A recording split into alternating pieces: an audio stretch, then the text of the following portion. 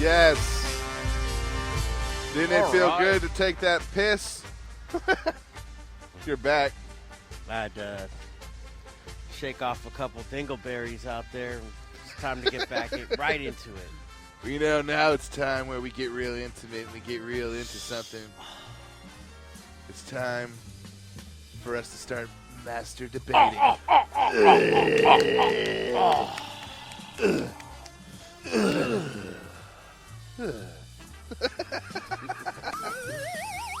Today's master debate is which quarterback is more valuable to their franchise, RG3 or Andrew Luck.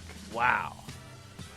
So, I'm going to start it off with saying RG3, to me, is the more valuable player. Yes, Andrew Luck is doing a phenomenal job out there in Indy. But their franchise has been sustained through success for a long time. They've had one bad season. But now, you go to Washington, they've sucked for a while. They spend billions of dollars, and they suck. And then you bring in this young kid off the streets. He's black, but he appeals to the whites. And he's a great, phenomenal athlete. And I think that the way he's leading his team, the way his team of misfits, your D'Angelo Hall, that piece of trash. Yeah, he is trash. Guys like him, but they're following RG3. They're gonna start becoming better human beings by this example. And I think that's why he's better. That's a decent point. But you said which quarterback is more valuable to their franchise. And a franchise is valuable in dollar amounts and what they do. Where is Indianapolis? It is in the state of Indiana. What is in the state of Indiana? Ignorant white people with dirty feet. So that being said, I could attest to Andrew that. Luck definitely has to be more valuable to his franchise because in the state of Indiana, that is a valuable team. They go from Peyton to Andrew Luck. Andrew Luck being white, Andrew Luck being smart, he gives them something to reach towards because we know there's not too many smart people in the state of Indiana. Now, hold on. I have to take your point and master debate it. Okay. In Washington, we have a society that's divided by race and class. The blacks are completely on crack and destitute and in welfare, and they need help. They need an idol, an icon.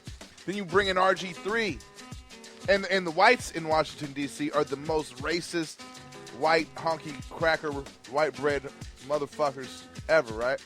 So you bring in RG3.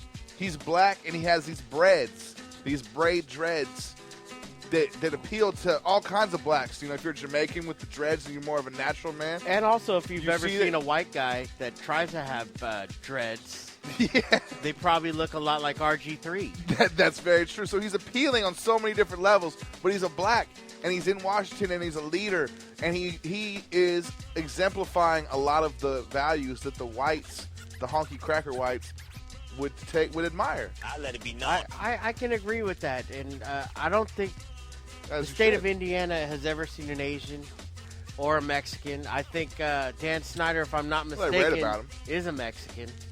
He's if I'm not Jew. mistaken. I thought he was a Mexican. He's a Jew bastard. What are you talking about? You're probably right, because a Mexican probably wouldn't have that kind of money. I let it be That's known. why they charge so much to do everything. For go to a practice or do anything, they charge you.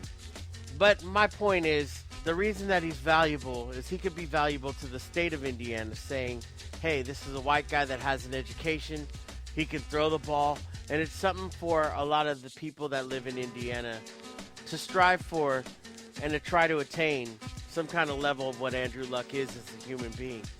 There's not much going on in that state, especially when you look at there's like a lot of Gary. corn out there, a lot of inbreeding in Indianapolis, and Luck is definitely an icon of hope for them. However, the champ will just end this with saying there's no way that you just out-master debated me, because the fact is the blacks need RG3 and the whites need RG3. Yes. The blacks don't need Andrew Luck. Yeah, the blacks Only the probably whites don't need care Andrew about Luck. Andrew Luck. No, they shouldn't. I don't, and I'm white. Yeah. Thanks a lot, RG3, for your breads. Let's keep asshole. Yes. Let it be known. That was in the That wasn't our worst master debate we've ever had.